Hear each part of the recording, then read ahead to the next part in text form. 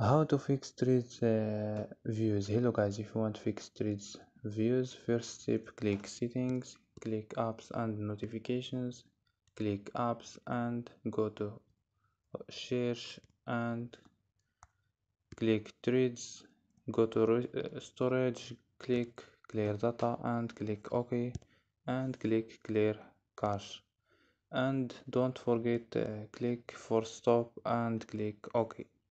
After these steps, restart your phone. So don't forget like and subscribe. Bye.